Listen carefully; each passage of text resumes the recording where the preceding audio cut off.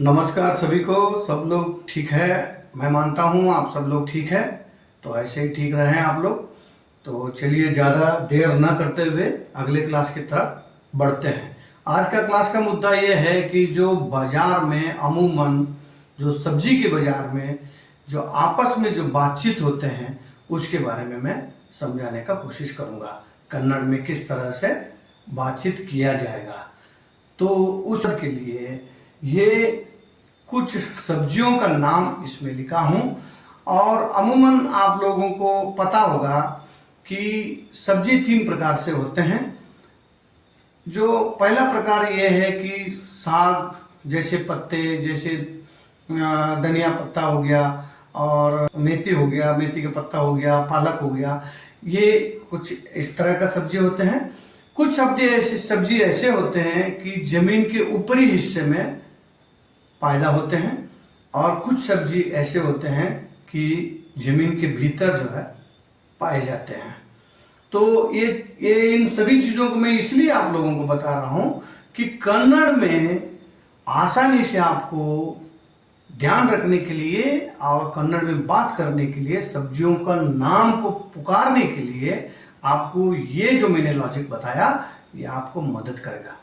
कैसे? मैं एग्जांपल के लिए बताता हूँ। जैसे पत्ता होते हैं, साग होते हैं, कोई भी जो साग टाइप का जो भी आते हैं उसको, उसका पहले नाम, उसके बाद लास्ट में सोप्पू लगाते हैं। सोप्पू कन्नड़ में सोप्पू लगाते हैं। जैसे पालक, पालक सोप्पू, पालक को कन्नड़ में भी पालक ही बोलते हैं, तो पालक सोप्पू। मेथी को मेथी ही बोलते हैं, कन्नड़ में भी मेथी ही बोलते हैं। मेथी को मेंते सोप्पू बोलते हैं। मेंते, आप लोग मेथी बोलते हो, कन्नड़ में मेंते बोलेंगे, मेंते सोप्पू। तो इस तरह हो गया। जो जमीन के ऊपरी हिस्से में जो होते हैं उसमें भी क्या होता है, 2 प्रकार के होते हैं। जैसे फल फ्रूट वगैरह जो होते हैं, जैसे सब्जी से हट के हैं, जैसे उसमें नींबू भी आ जाता है। नींबू क्या है कि एक किस्म का फल है, वो आपको तो पता ही है। तो नींबू क्या है, अगर कच्चा रहेगा, कच्चा अगर रहेगा उसको काई बोलेंगे, नींबू बोलेंगे पहले, नींबू का नाम उसका होगा, लेकिन कच्चा जो रहता है इसके वजह से उसको काई बोलेंगे। अगर वो पक जाता है तो उसको हन्नू बोलेंगे कन्नड़ में।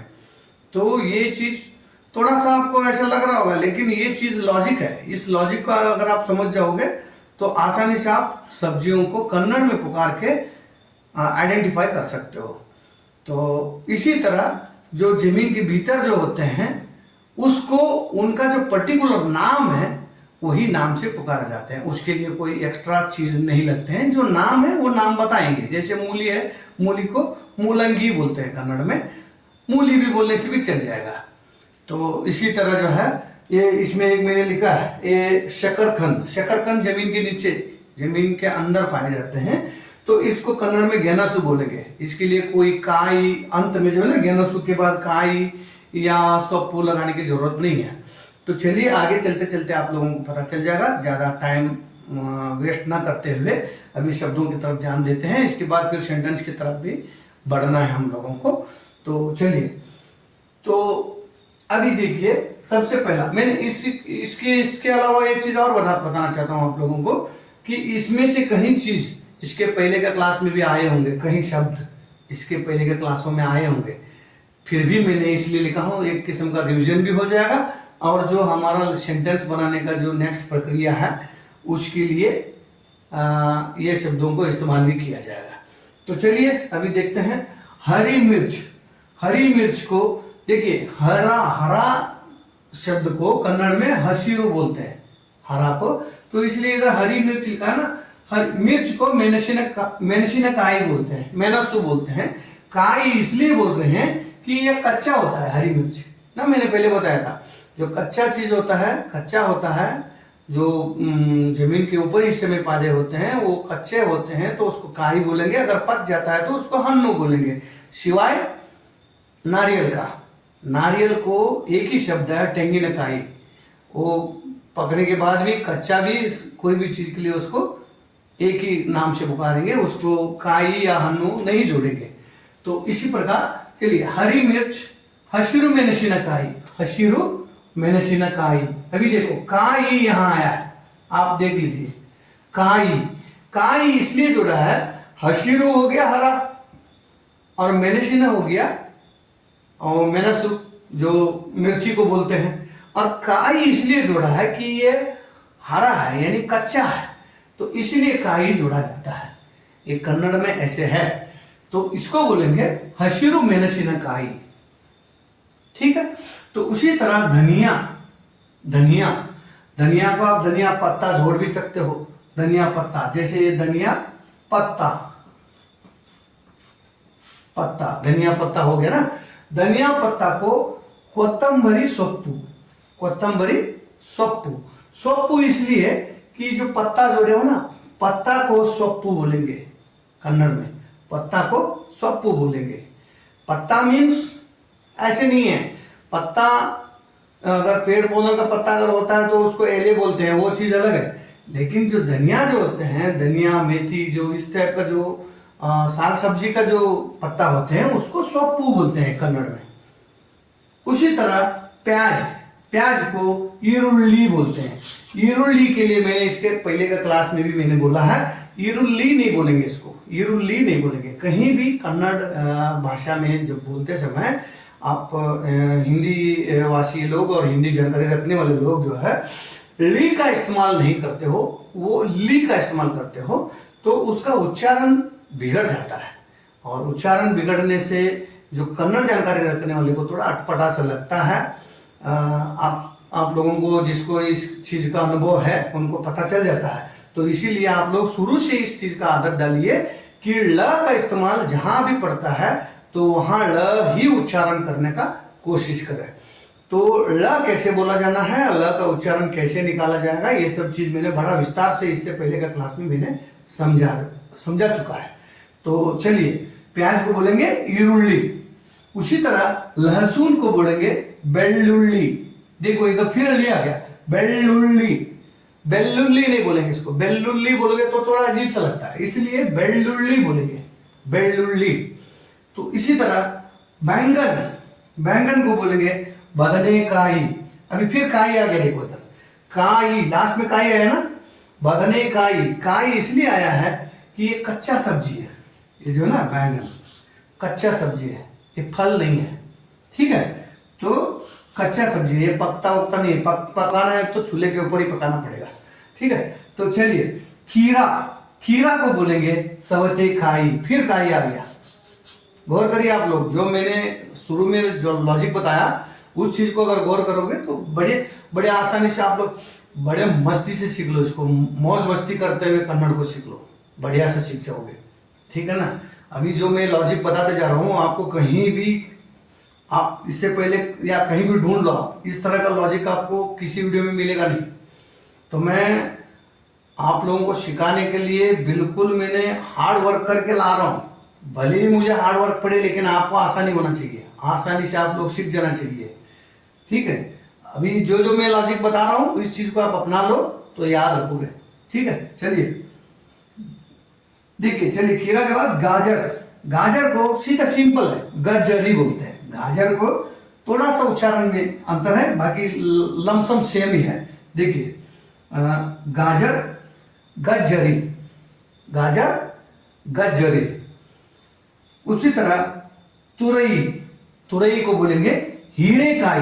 फिर आ गया काई, काई। देखो ये मैं शुरू में लॉजिक इसलिए बताया था आप लोगों को कि आप फट से आइडेंटिफाई कर सके।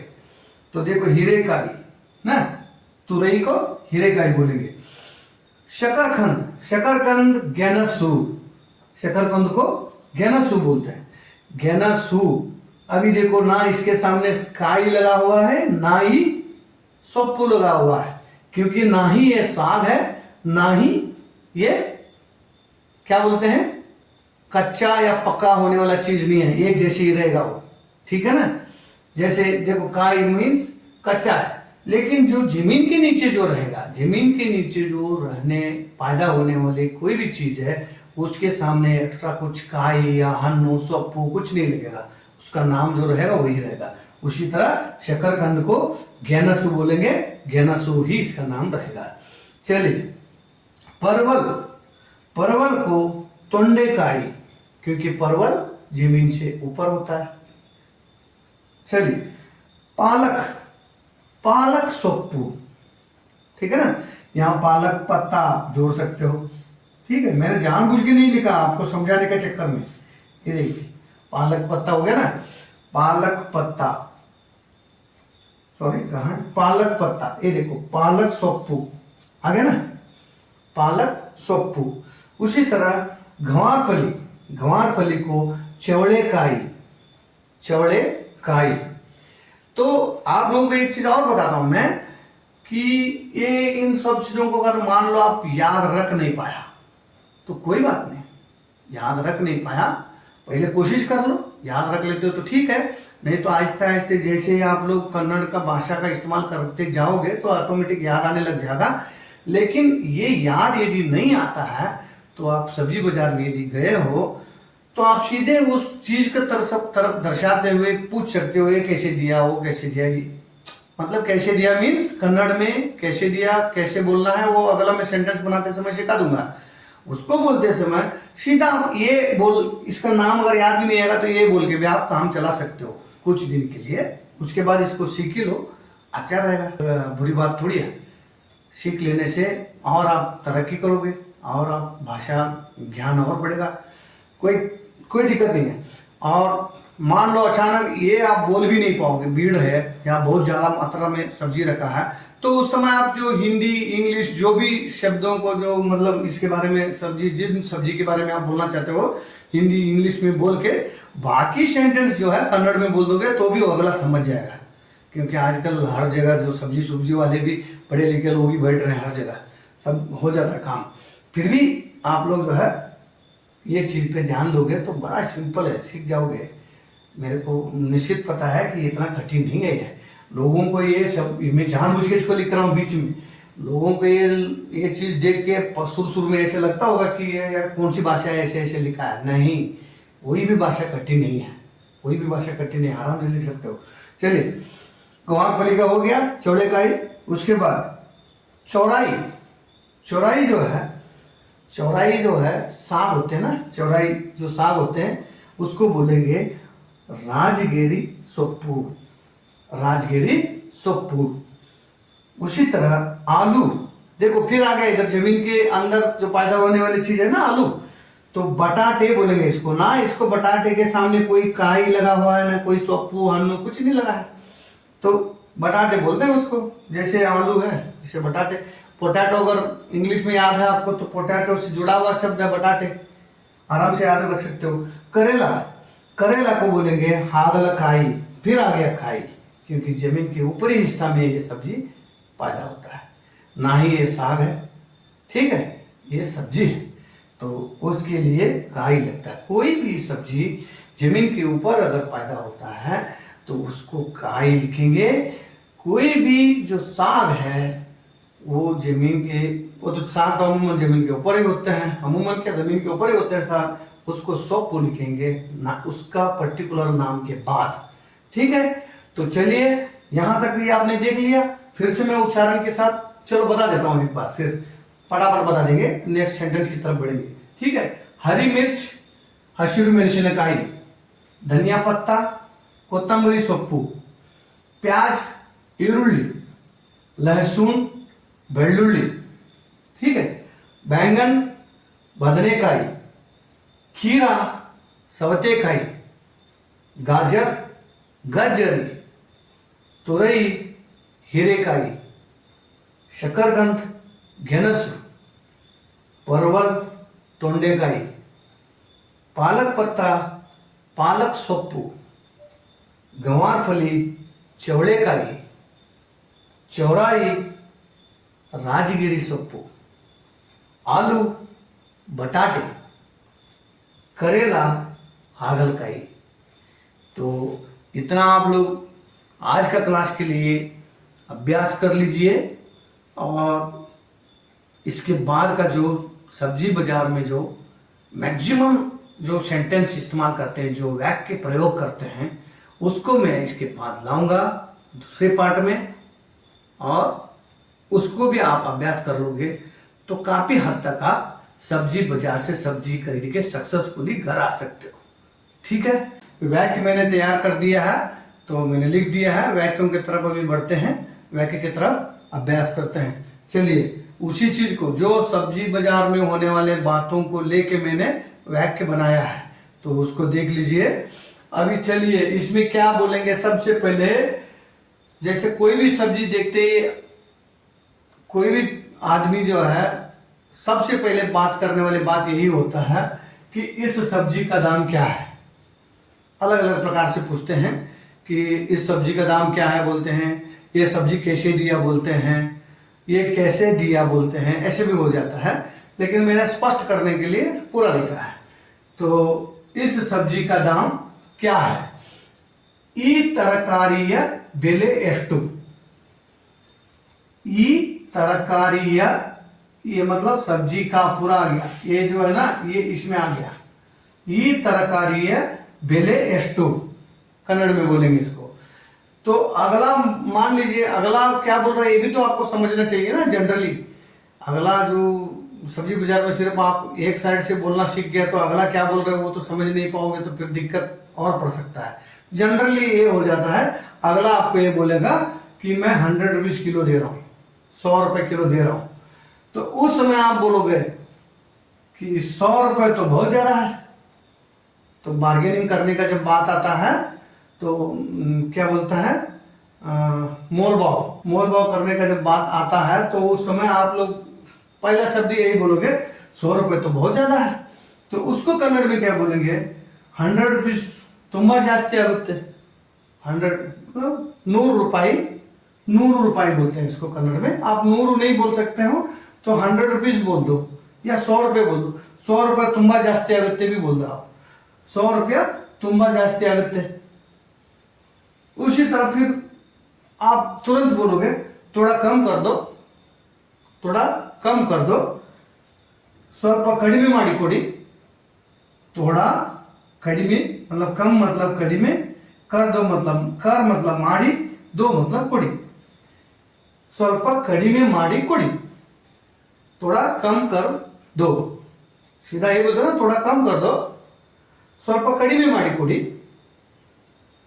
फिर वो अगला बोलेगा, बोल सकता है, बोलेगा नहीं बोल सकता है, चलिए 90 रुपए ले लो। सीधा बोलेगा 100 रुपए बोला तो था और 10 रुपए कम करके वो बोल देगा चलिए 90 रुपए दे दो। वो बोली 90 रुपए के तगोली, यानी 90 रुपए बोलते हैं कन्नड़ में। 90, आप अब अंक की संख्या की तरफ मत जाइए, उसका क्लास दूसरा जब बोलेंगे तो अंक की संख्या सीख लीजिए आप। मैं 1 से लेकर 100 तक सिखा दूंगा, वो नेक्स्ट क्लास में जब भी मतलब उसका क्या बोलता समय आएगा मैं आपको बता दूंगा। अभी तो आप 90 रुपए लेके चलो या 90 रुपीज लेके चलो, ठीक है। चलिए 90 रुपया ले लो। तो होगली 90 रुपये तगड़ी, 90 रुपये तगड़ी। फिर आप बोलोगे 80 रुपये लगा दो, 80 रुपये माड़ी कोड़ी, 80 रुपये लगा दो। देखो ये सेम है, कहाँ बहुत ज़्यादा हो गया, ये हो गया। चलिए 90 पे, हाँ थोड़ा कम कर दो, यही ना, उसी का रुपया लगा दो, कर दो का माड़ी कोड़ी मैंने किया था, लगा दो को भी माड़ी कोड़ी आप बोल सकते हो, क्योंकि उस संदर्भ में दोनों के लिए एक ही शब्द जो है अप्लाई हो रहा है। तो 80 रुपया लगा दो, 80 रुपये माड़ी कोड़ी। फिर अगला बोल सकता है ठीक है ले लो, लेकिन कुल्ले पैसे चाहिए। ये भी बड़ा समस्या है, बाजार में कुल्ले पैसे का बड़ा समस्या पड़ता है।